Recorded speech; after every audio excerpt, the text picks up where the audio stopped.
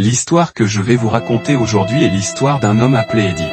Édipe est né à Thèbes, fils du roi Laïo et de la reine Jocaste. Avant sa naissance, un oracle prédit que le roi Laïo sera tué par son propre fils. Pris par la peur, il ordonna que le nouveau-né soit abandonné sur le mont Cithéron, avec les pieds enchaînés. Cependant un berger trouva le bébé et le confia au roi Polybée et à la reine Mérope de Corinthe qui l'élève comme leur propre fils. Ayant grandi à Corinthe, Édipe apprit cette prophétie qui disait qu'il tuera son père et épousera sa mère, et pour éviter cela, il prit la fuite et quitta Corinthe en direction de Thèbes en espérant échapper à son sombre destin, ne sachant pas que c'est là qu'il est né. En cours de route il croisa un homme qui était en réalité son vrai père Laïo et ils se disputèrent, et sous le coup de la colère, Édipe tua Laïo, son vrai père sans le savoir.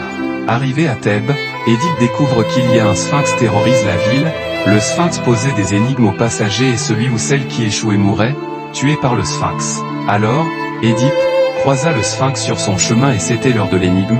Le sphinx dit à Édipe, quel est cet animal qui, le matin marche à 4 pattes, à midi il marche à 2 pattes et le soir à 3 pattes. Édipe pencha la tête puis la rehaussa avec un soupir et répondit, c'est l'homme. Et c'est comme qu'il vaincut le sphinx et libéra la ville de cette malédiction, et en récompense, Édipe fut couronné roi de Thèbes et épousa la reine Jocaste qui est en réalité sa propre mère. Au fur et à mesure de l'investigation d'Édipe, il découvrit des sombres vérités sur son passé, et quand Jocaste l'a apprise à son tour, elle se suicida.